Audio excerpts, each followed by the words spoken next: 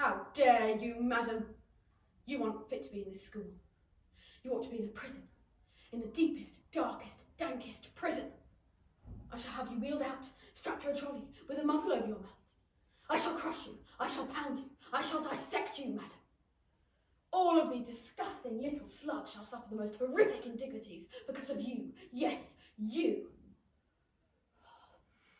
I will feed you to the termites, and the termites I shall grind into dust, and the dust I shall feed to my bloodworms, and the bloodworms I shall feed to my birds, and the birds I will release into the air and shoot them down with my 12-bore shotgun. Do you hear me, madam? You are a crook, and so is your father. Last night I was driving home that monstrosity he sold me, and the engine plain fell out. Have you anything to say? You can say nothing, and there is nothing you can say, because you are genetically predisposed to evil. You must be destroyed before you can be allowed to grow a centimetre taller than you currently are. Are you listening, madam? I will eat this rebellion whole. I shall hang each and every one of you up by your ankles until your bodily fluids drain out through your noses and into jars. Yes, jars! Now I shall write upon which I shall write your names and school reports. I shall send them home to your parents, and on them I shall write, could do better. Are you listening, madam? It has become clear to me, honey, that you have no idea what you're doing. You believe in kindness and fluffiness and books and stories. This is not teaching. To teach the child, we must first break the child. You see, children, in this world, there are two types of human being. The winners and the losers. I play by the rules and I win. But if I play by the rules and I do not win, then something is not right. And when something is not right, you have to put it round. Even if it screams. This class is going to have a very special spelling test. Any child who gets a single answer wrong shall go to choking. Yeah. Miss Honey, what could you possibly want? Well, don't just sit there breathing down the phone like a wet tissue. Get on with it. Ah, yes, Matilda Wormwood, daughter of Harry Wormwood, who owns Wormwood Motors. Excellent man. Told me to watch out for the brat. Says she's a real wart. What is the school motto, Miss Honey? Bambinatum est migitum. Children are maggots! In fact, it must have been her that put that stink bomb under my desk this morning. I'll have her for that. Thank you for suggesting it.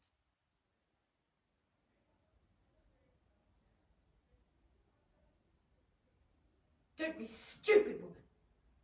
No worm is capable of calculating sums. Oh. An exception to the rules in my school.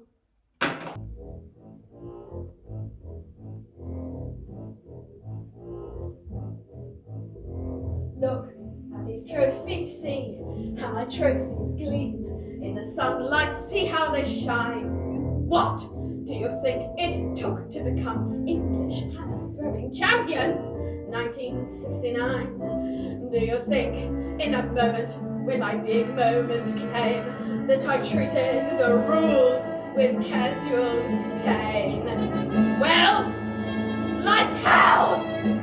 As I stepped into the circle, that I changed my plan. What? As I talked to my palms, did I wave my hands? I did not. As I started my spin, did I look at the view? Did I drift off and dream for a minute or two? Do you think I faltered or amended my rotation? Do you think I altered my intended elevation? As the hammer took off? Did I change my route from the grunt I had practiced for many a month? Not a jot, not a dot did I stray from the plot. Not a detail of my throw was adjusted or forgotten. Not even when the hammer left my hands and sailed high up above the sands did I let myself go. No, no, no, no, no, no, no, no, no! If you want to throw the hammer for your country, you have to stay inside the circle all the time. And if you want to make the team, you don't use happiness or self-esteem. You just need to keep your feet inside the line. Say, children, 2, 3, 4.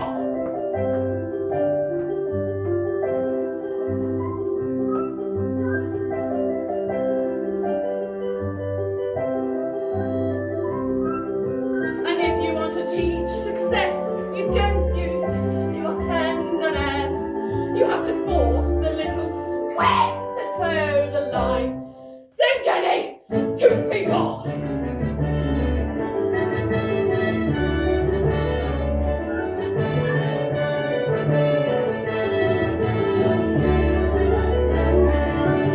I apply just one simple rule to hammer throwing life and school. Life's a ball, so learn to throw it. Find the valley line and tow it. And always keep your feet inside the line. Now get out.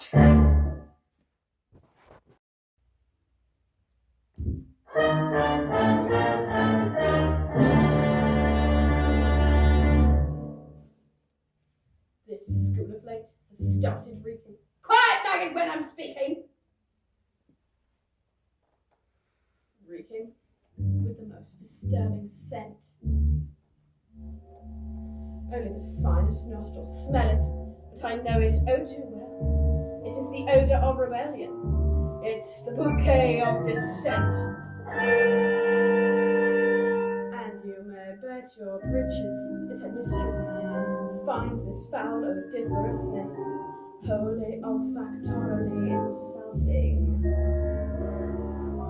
So, to stop the stenches spread, find a session of phys-ed. Salts really rank from the revolting.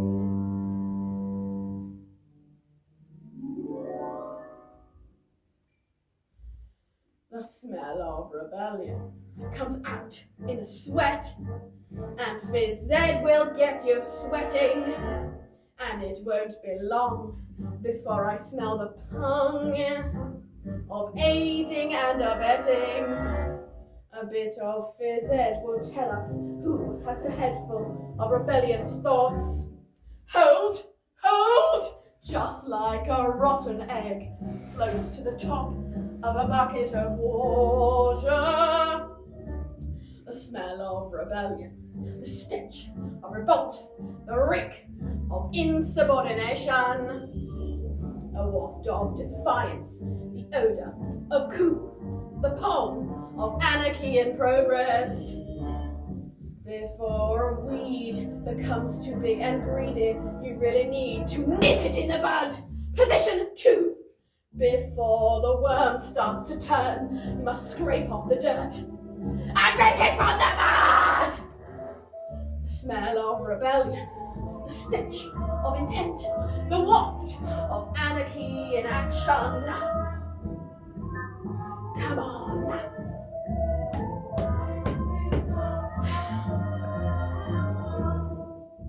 Once we've exorcised these demons, they shall be too poop for scheming. Some double-time discipline should stop the rot from setting in. All right, let's step it up. Double time. Discipline, discipline for children who aren't listening, for fidgets who are fidgeting and whispering in the history, the chattering and chittering, the nattering and twittering is tempered with a smattering of discipline.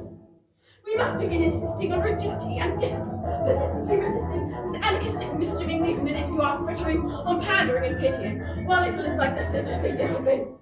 The simpering and whimpering, the dribbling and spitting, the misiding tissue, it's an issue of this, there is no mystery to mastery, the art of martial discipline is discipline, discipline, discipline, the smell of rebellion, the stench of revolt.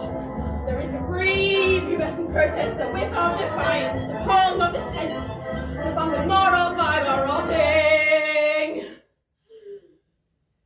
Imagine a world with no children. Close your eyes and just dream. Imagine, go on, try it, the peace and the quiet, a burbling stream. Now imagine a woods with a cottage, and inside that cottage we find a dwarf called Zeke, a carnival freak who can fold paper hats with his mind. And he says, don't let them steal your horses, no! Don't let them take them away, no! If you find your wisp, they'll be waiting for you, singing, nay, nay, nay. Ah! And there, just like I said, the stinky maggot rears his head. Even the squittiest, piteous mess can harbour seeds of stinkiness. Have you ever seen anything more repellent? Have you ever smelt anything worse than that smell of rebellion?